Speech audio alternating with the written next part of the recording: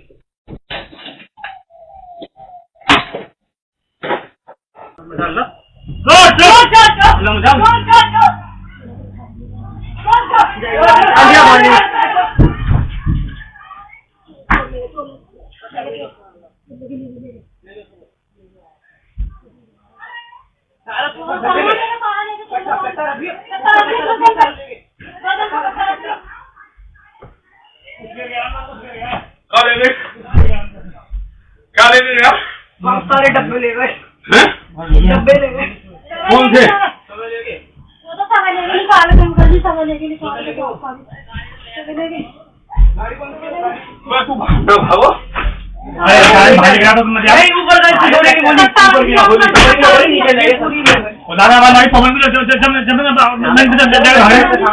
आपने देखा कि इन युवाओं ने, ये युवा हैं हमारे देश के, हम दुनिया के सर्वाधिक युवा देश हैं। हमसे ज़्यादा युवा संसाधन, मानव संसाधन में युवा संसाधन जो है वह सबसे ज़्यादा अगर किसी मुल्क के पास है 130 करोड़ के इस देश में, तो वह इकलौते हमारे देश भारत भूमि में है। और ये हमारे देश के जो युवा हैं, इन्होंने एक छोटा सा इन्वेस्टमेंट किया है आपदा में अवसर का, और वो ये है कि 2 कट्टा खरीदा है। कट्टा जो है वो जहाँ तक अनुमानित मानिए कि 5,000 रुपये से लेके 50,000 के बीच, जिस जगह आप जितने में मतलब सलटा ले मामले को, उतने में ये मिल जाता है। मिलता कैसे है, वो ये है कि अवैध धंधा है, पुलिस की मदद रहती है माफियाओं के साथ, जिसके जरिए अवैध कट्टे वट्टे का व्यापार चलता रहता है। हालांकि कट्टा पकड़ने का काम पुलिस का है, लेकिन कट्टा बेचने वाले अक्सर कहा करते हैं बगैर पुलिस के ये संभव नहीं है।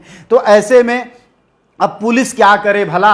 अब ये दुकान है, ये दुकानदार ने खोल रखा है, और दुकानदार ने जब खोल रखा है तो लोग आ ही जा रहे हैं। युवा बेरोजगार हैं ही हैं, नौकरी चाकरी कहीं है नहीं। अब मोदी जी ने जो कहा था कि युवाओं को रोजगार मिलेगा, जो 20 लाख करोड़ दिया है वह भी खाते में गया नहीं है। 500 रुपया जो मिला था वह इतना मामूली है कि उसका कोई मायने मतलब नहीं है, वो कब का कहाँ खर्च हो जाए। आजकल तो मोबाइल का जो चार्जिंग है वह भी 800 रुपये का हो गया है 3 महीने का। ऐसे में उस 500 रुपये को तो पान पत्ता लायक भी नहीं है। खैर सरकार ने दे दिया और अरबों में गिना दिया। योगी जी के आप जब ट्विटर हैंडल पर जाएंगे तो आप देखेंगे वो रोज़ गिनाते रहते हैं कि हमने इतने युवाओं को रोजगार दिया है, इतने को फंड दिया है, इतने के खाते में पैसे डाले हैं। इसको देखने के लिए आप सीधे वहीं जा सकते हैं। ये हमारी जानकारी का हम जानकारी दें तो ये एक्स्ट्रा लोड ही समझिए बेकार का। उनका पीआर बहुत मजबूत है, तमाम चैनल हैं वो सब बताते रहते हैं। ये आपदा में अवसर का दृश्य आप देखिए और अनुमान लगाइए कि हमारा देश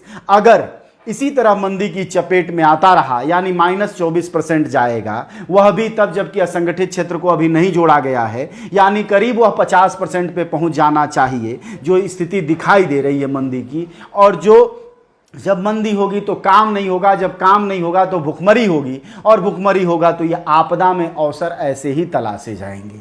अब इसको सरकार कानून व्यवस्था का अगर कारण मानती है कि इनको जेलों में डाल के सुधारा जाएगा, तो वह संभव है कि सुधार ले। लेकिन अभी तक का अनुभव यह बताता है कि अगर देश ने रोजगार नहीं गढ़े, अगर देश ने सही तरीके से लोगों का पालन पोषण का रास्ता नहीं निकाला, अगर योजनाओं के दावे सड़क पर नहीं उतरे, लोगों के घरों तक नहीं पहुंचे, तो ये स्थितियां जो दिखाई दे रही हैं, लगातार लूटपाट बढ़ रहा है। एक तरफ आत्महत्याएं बढ़ रही हैं, दूसरी तरफ लूटपाट बढ़ रहा है, घरों में हिंसा बढ़ रही है। तो इसका मामला कानून व्यवस्था का नहीं है। आप फर्ज करिए कि पिछले 240 दिनों में लगभग 200 लोगों ने आत्महत्या की है गुड़गांव में।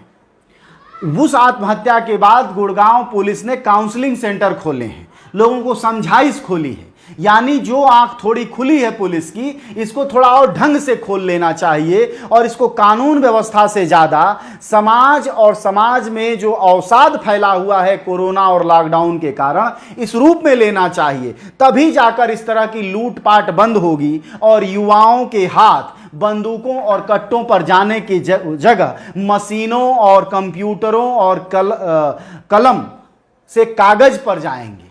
लेकिन यह तभी संभव होगा जब हमारी सरकार गाय गोबर से ऊपर उठकर थोड़ा शोध, थोड़ी पढ़ाई लिखाई, थोड़ा विज्ञान की बातें करेंगी। वह ये नहीं कहेगी कि सिर्फ हमारे यहाँ गाय सुरक्षित है, बल्कि वह स्त्रियों को सुरक्षित करेगी, परिवारों को सुरक्षित करेगी, उनके जिंदगी को सुरक्षित करेगी। तो यह दृश्य कम हो जाएंगे। अन्यथा आपदा में अवसर इस तरह तलाशे जाते रहेंगे, इनकाउंटर होता रहेगा, गोलियां मारी जाती रहेंगी, लेकिन समाज के युवाओं पर बहुत बड़ा असर तभी पड़ेगा जबकि सरकार आमूलचूल तौर पर रोजगार को बुनियादी अधिकार बनाएगी और जो बेकारी बढ़ रही है, जिनके घरों और जेबों में पैसे नहीं हैं, उनको कुछ अनुदान देगी, कुछ सहायता देगी, न कि फर्जी दावे ट्विटर पर, सोशल मीडिया पर और अपने दलाल चैनलों पर अरबों रुपए खर्च करके करती रहेगी। जी हां, अगर अपने घरों के युवाओं को रोजगार आप नहीं दिला सकते और सिर्फ हिंदू मुसलमान करेंगे आप, तो आपको खुद नहीं पता चलेगा कि कब आपका बेटा अपराधी हो गया, कब आपका बेटा अवसादग्रस्त हो गया, कब बेटे ने आत्महत्या जैसा कदम, या बेटी ने, या परिवार के किसी ऐसे आदमी ने जिसका कोई भविष्य था लेकिन अब अंधकारमय है, उठा लिया। आपको नहीं पता चलेगा। इसलिए सरकार रिश्तेदारी चलाने के लिए, हिंदू मुसलमान करने के लिए, जातिवाद बढ़ाने के लिए मत चुनिए। आप सरकार देश चलाने के लिए चुनिए। आप सरकार अपने बेटों को रोजगार देने के लिए चुनिए। तब जाकर यह दृश्य बदलेगा और आपदा में अवसर का यह जो कंसेप्ट है, कट्टाधारी कंसेप्ट, यह खत्म होगा।